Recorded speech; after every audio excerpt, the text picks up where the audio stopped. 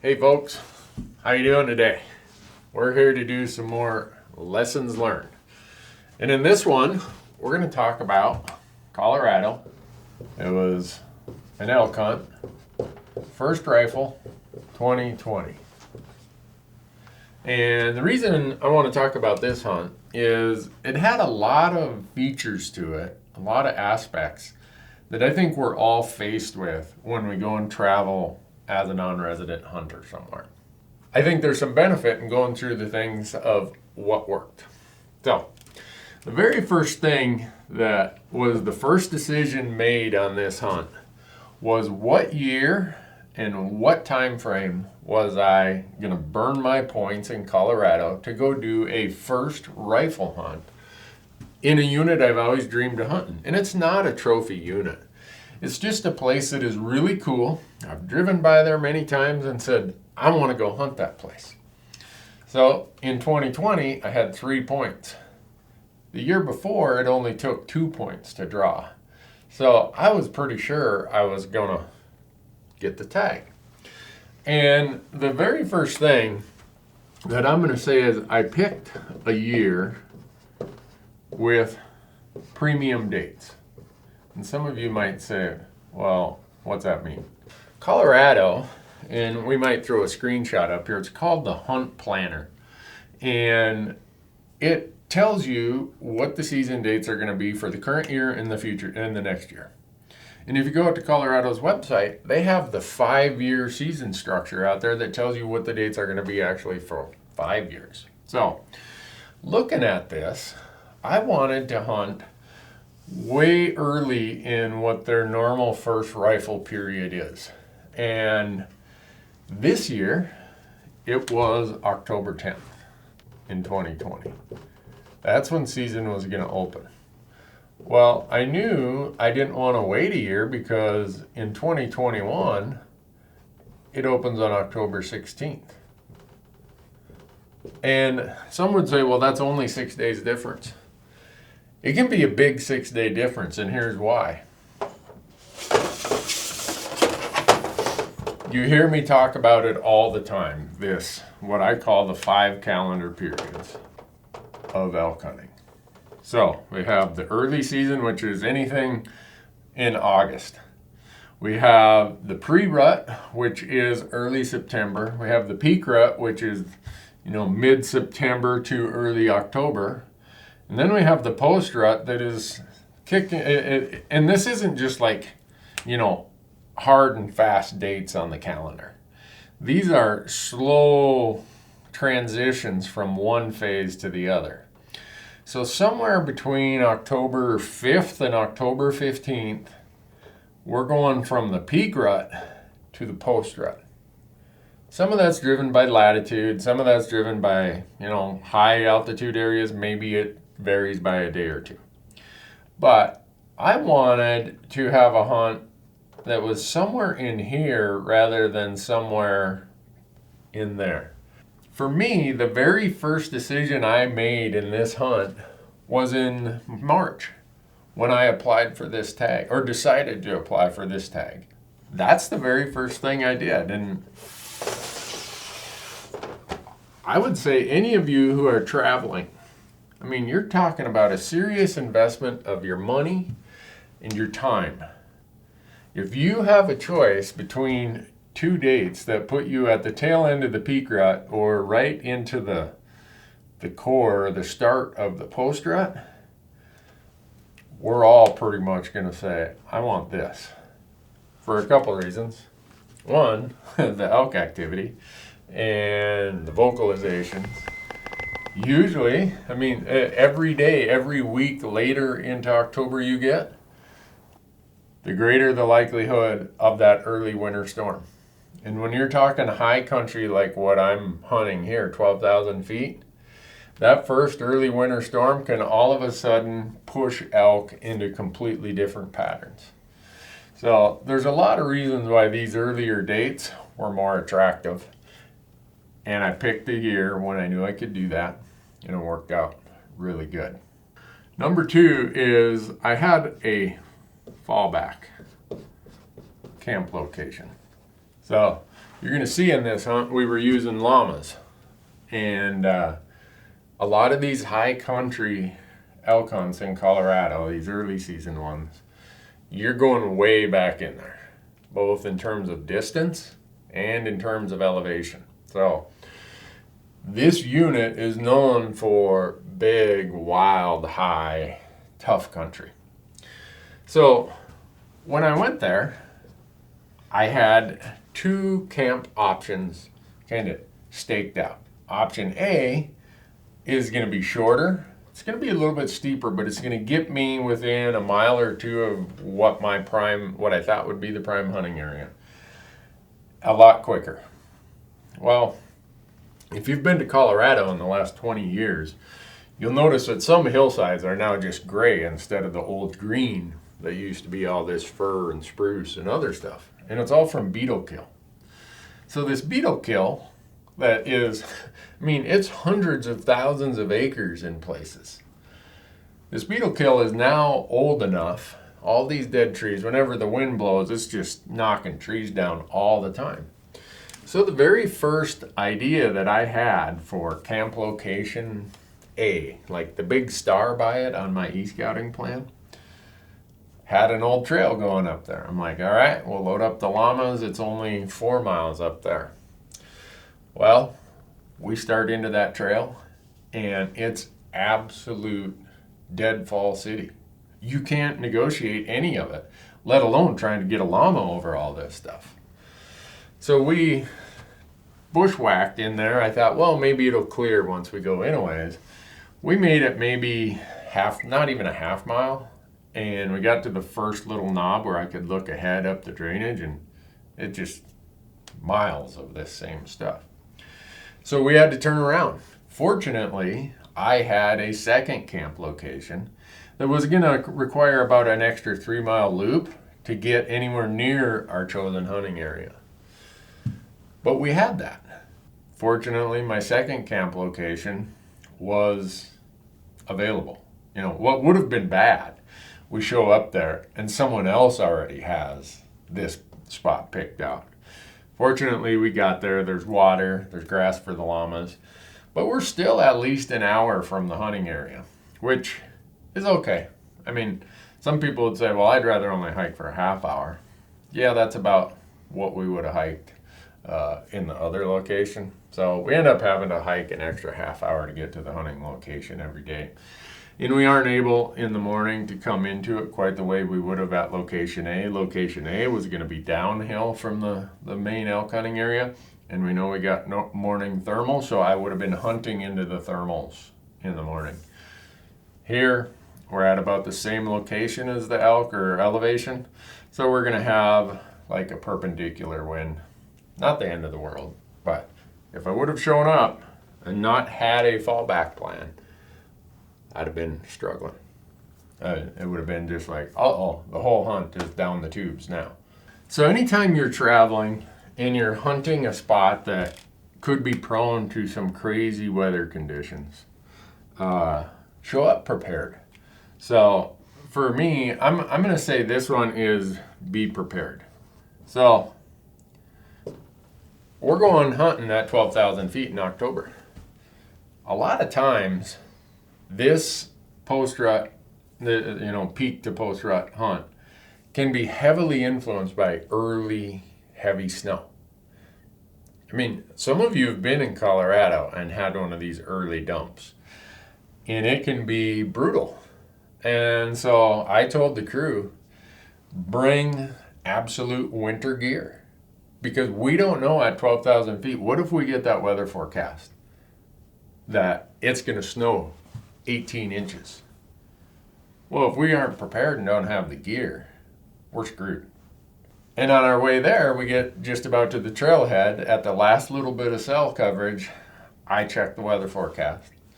And it gives us 3 days of really nice weather before the wind is going to blow and the rain and snow is coming. So we were prepared for the worst of it. And we didn't get the worst of it, but if we had, we would have been ready for it.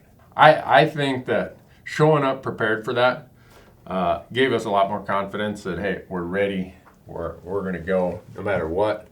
And even though it didn't end up having to be something that we implemented on this hunt, being prepared really helped us.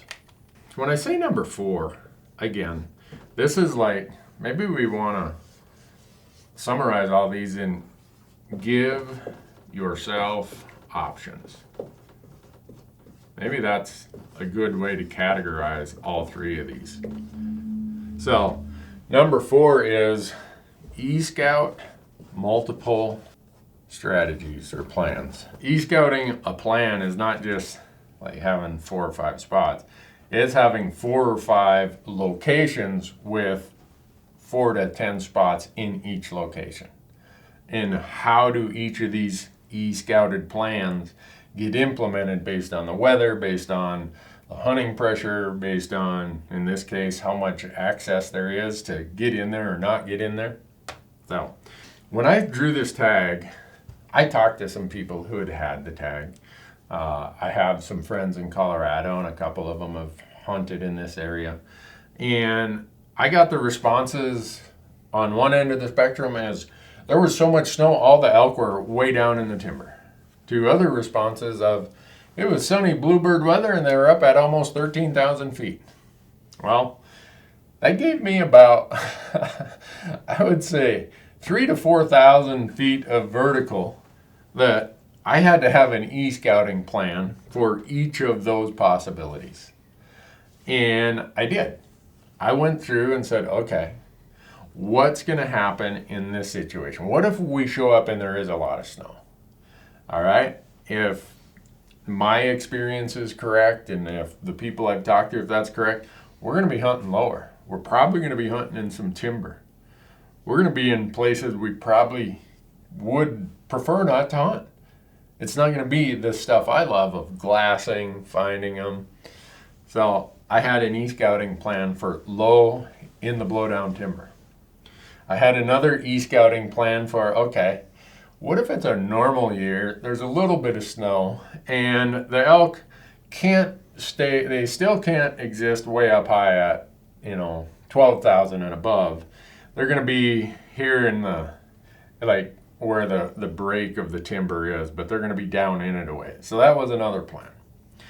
And then I had another plan for, okay, what if it's warm, there's not a lot of snow, and the elk are heavily using the country above timberline, which in this unit is, high 11,000s to 12,000 is above timberline.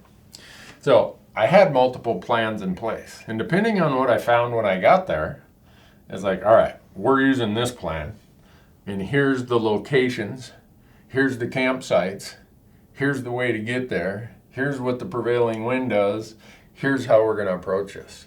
And so by having multiple strategies e-scouted, when we got there and we saw how warm it was and we saw the forecast was, warm weather continued through the period of our hunt, and we look up at these 14,000 foot peaks around us and it's like, there's no snow.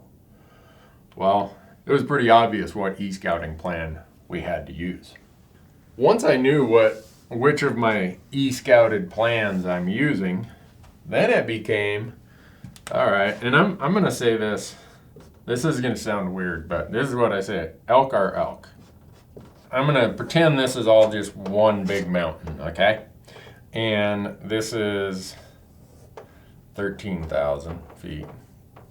And this is, anything up here is rock, ice, and a little bit of tundra. And then let's say this is 12,000. So right in here is grasses, and this is 11,000. Now, in different latitudes, you'll see this is slightly different. So this is timber, blowdown, the beetle kill. Anywhere we hunt elk, I don't care if it's out in the plains of central Montana, if it's in Arizona, New Mexico, Idaho, whatever, any place there are edges, elk love it. And that's why I say elk are elk. They're looking for edges. And what do those edges provide? Usually, the edge is this transition area, and I'm going to make a squiggly line here that shows it's not perfect. It's not like some surveyor came in there and said, let's shoot a line here and get rid of all the trees below that and plant grass above that. But if you've hunted high country, you know what I mean. The timber line has these zigs and zags and pockets.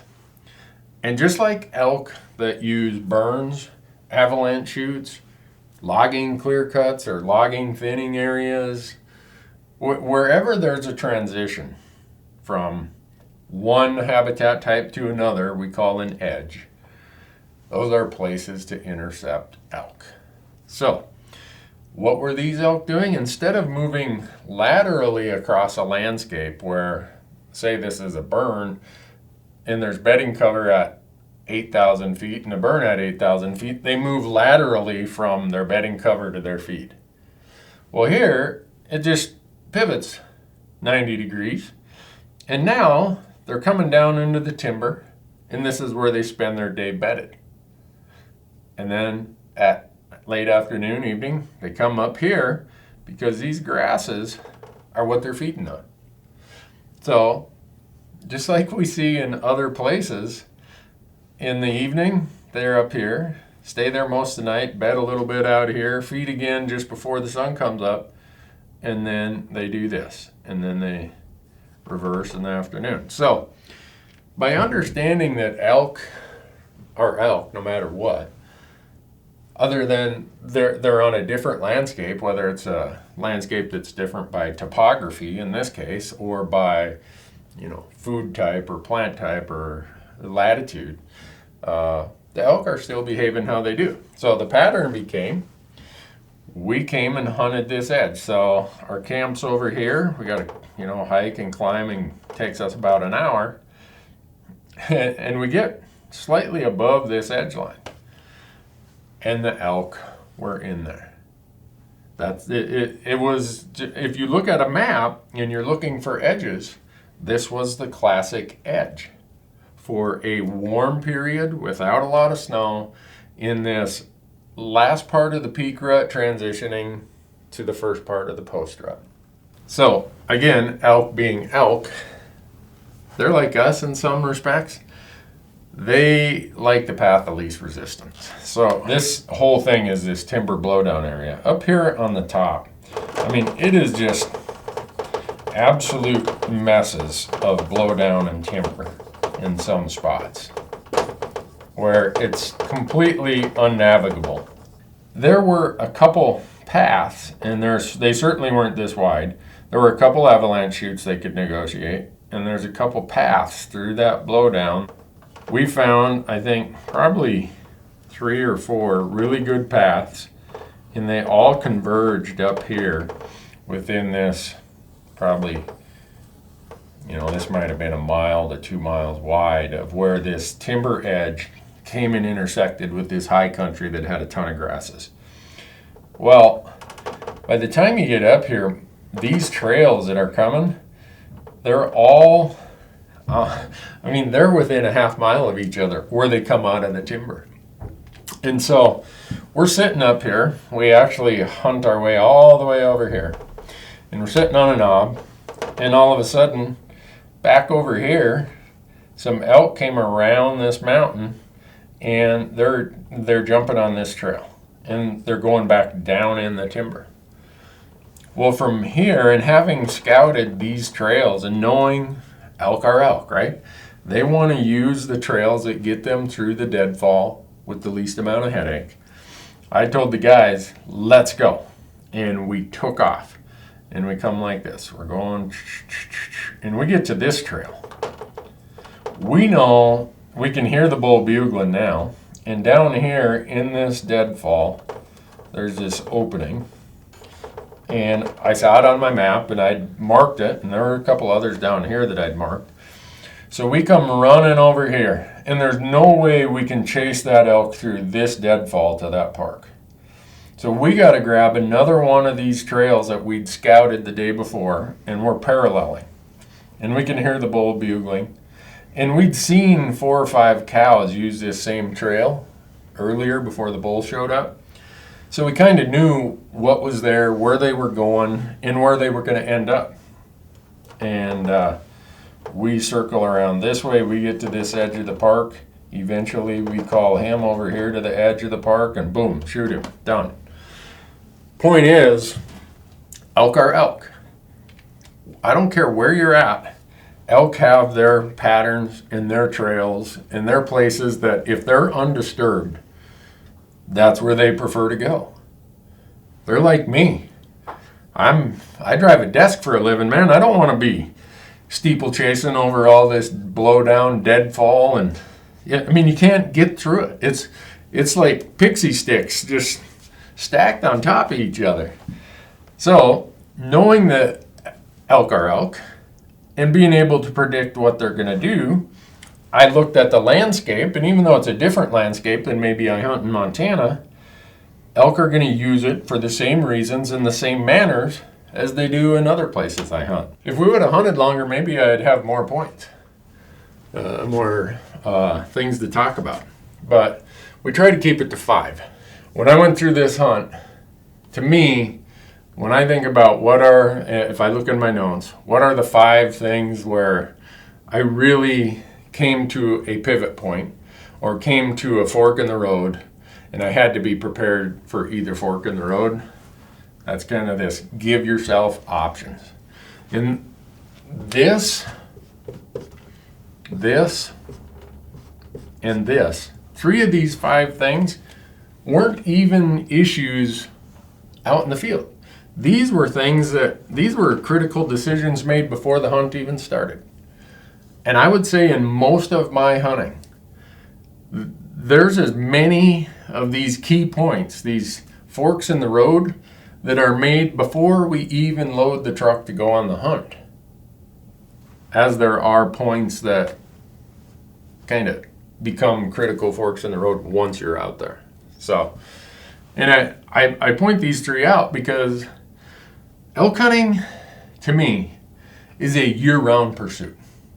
Elk hunting is, if you're an elk hunter, you are not just an elk hunter for 2 weekends or 4 days or 5 days. If you commit yourself to the craft of elk hunting, it's a year-round activity. And so many of these decisions can be done on your computer at home, through networking, through research, through learning and study, that when you get out there, all right, I already took care of these 3. Now I only got to worry about these things. And your likelihood of success hopefully goes up. Anyhow, that's the lessons learned from a Colorado elk hunt in 2020. First rifle, right in that transition period when peak ruts go into post rut. Hopefully you go do that someday. Thanks for watching.